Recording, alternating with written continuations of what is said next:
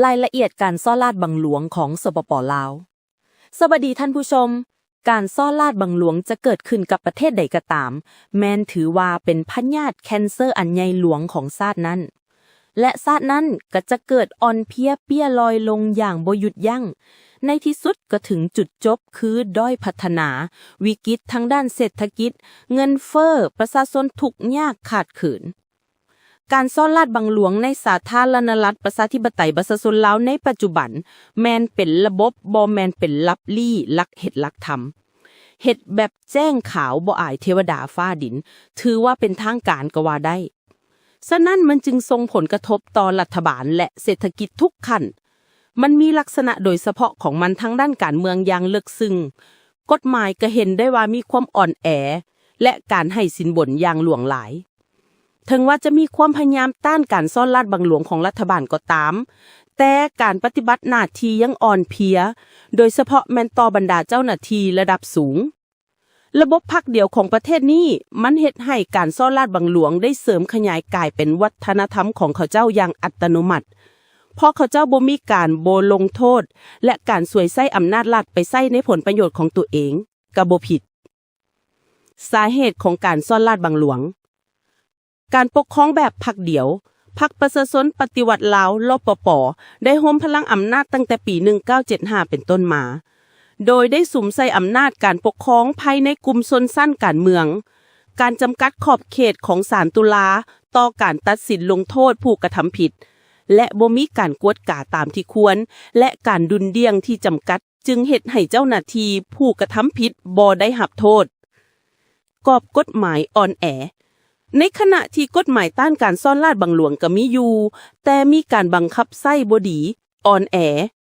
ถูกเงินยัดปากตุลาการผู้กระทำผิดก็กลายเป็นถูกโดยเฉพาะแม่นให้เกียรติยกสูงกับพวกสมาชิกพรรคผู้อาวุโสเงินเดือนต่ำสำหรับพนักงานราชการยังกระตุ้นให้สินบนและการปฏิบัติการซ่อนลาดบังหลวงอื่นๆการอุปถัมภ์ทางด้านการเมืองและลัทธินิยมการเชื่อมโยงทางด้านการเมืองแม้มีความจำเป็นสำหรับธุรกิจสัญญาของรัฐบาลมักจะมอบให้บริษัทที่มีความใกล้ชิดกับเจ้าหน้าที่ระดับสูงระบบการนิยมแบบนี้เพิ่มทวีความนิยมต่อพวกชนชั้นสูงการลงทุนจากต่างประเทศการไหลเข้าของการลงทุนจากต่างประเทศโดยเฉพาะจากจีนและเวียดนามได้สร้างโอกาสให้มีการซ่อนลาดบังหลวงหลายขึ้นในแขนงสำคัญเช่นทรัพยากรธรรมชาติและพื้นฐานโครงหลังแขนงสำคัญที่ได้รับผลกระทบจากการซ่อนลาดบังหลวงการบริหารรัฐพนักงานมีการเมืองสูงมีลักษณะพรรคภายข้านและมีผู้อุปถัมภ์ร่วมกันเจ้าหน้าที่ต้องการให้สินบนสำหรับใบอนุญาตและการบริการสาธารณะอื่นๆการจัดซื้อสาธารณะการซ่อโกงและการให้สินบนแม่นแพร่หลายในสัญญาของรัฐบาลสำหรับโครงการพื้นฐานโครงหลังและการพัฒนาบทรายงานขององค์การกวดกาของรัฐSIA ได้สังเกตเห็นการสูญเสียหลายร้อยล้านดอลลาร์จากโครงการของรัฐตั้งแต่ปี 2016 เป็นต้นมาทรัพยากรธรรมชาติการขุดค้นทรัพยากรธรรมชาติของลาวรวมถึงไม้และแร่ธาตุแม่นเต็มไปด้วยการซ่อนลาดบังหลวงบริษัทจ่ายเงินสินบนเพื่อหลีกเลี่ยงระเบียบและภาษีเฮ็ดให้การลักลอบตัดไม้ผิดกฎหมายการลักลอบที่ดินและการสูญเสียรายรับอันใหญ่หลวงให้แก่รัฐตุลาและตำรวจสถาบันเหล่านี้ถูกคุกคามโดยการให้สินบนและการแทรกแซงทางการเมืองการให้สินบนแม่นเรื่องธรรมดาในคดีแพ่งและพาณิชย์และตำรวจมักจะข่มขู่ลือดึงเงินสินบนจากพลเมือง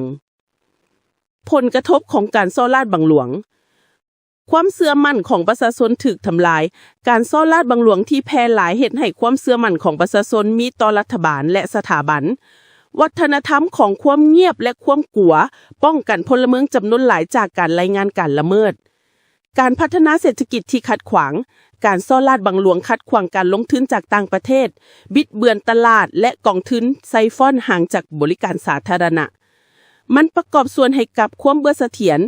ทั้งเศรษฐกิจและการเป็นหนี้ของประเทศบริการสาธารณะที่บ่มีประสิทธิภาพการซ่อโกงและการบริหารที่บ่ถูกต้องหมายถึงกองทุนสาธารณะสำหรับการศึกษาการดูแลสุขภาพและพื้นฐานโครงหลังแม่นถูกลักกินเสมอผู้ที่มีความทุกข์ยากมักจะทนต่อการซ่อนลาดบังหลวงจ่ายค่าธรรมเนียมเพิ่มขึ้นสำหรับบริการที่จำเป็น ความเสียหายทางด้านสิ่งแวดล้อมการซ่อลาดบังหลวงในแขนงทรัพยากรธรรมชาติได้อำนวยความสะดวกให้การลักลอบตัดไม้และข้อตกลงที่ดินที่บ่ถูกระเบียบเฮ็ดให้เกิดการตัดไม้ทำลายป่าและสิ่งแวดล้อมเสียหายการละเมิดสิทธิมนุษย์เจ้าหน้าที่ซ่อลาดบังหลวงโดยเฉพาะแม่นการปฏิบัติกฎหมายถูกกล่าวหาอย่างน่าเชื่อถือเกี่ยวกับการคุบขังโดยไต่และการละเมิดสิทธิมนุษย์อื่นๆมาตรการต้านการซ่อลาดบังหลวงและสิ่งท้าทายกรอบกฎหมายยังเป็นทางการประเทศลาวได้ให้สถาบันสนธิสัญญาสหประชาชาติต้านการซ่อลาดบังหลวง UNCAC และสร้างกฎหมายภายในประเทศเพื่อแก้ไขการให้สินบนการซ่อโกงและการใช้อำนาจในที่ผิดทางองค์การวิสาสะเพาะองค์การกวดการและต้านการซ่อลาดบังหลวง SIAA และห้องว่าการอัยการประชาชนมีหน้าที่รับผิดชอบในการสืบสวนและดำเนินคดีก็สลับลาวฮีงานไปในบนถึกการซ่อลาดบังหลวงมั่งอยู่ในระบบโรงเรียนซอฟไปด้วยกันเฮ็ดให้อุปสรรคต่อการพัฒนาและการเปลี่ยนแปลงในประเทศลาวย่อมยับไปปัญหาเหล่านี้พยายามและบ่ยุ่งยากค่ะระบบประมาท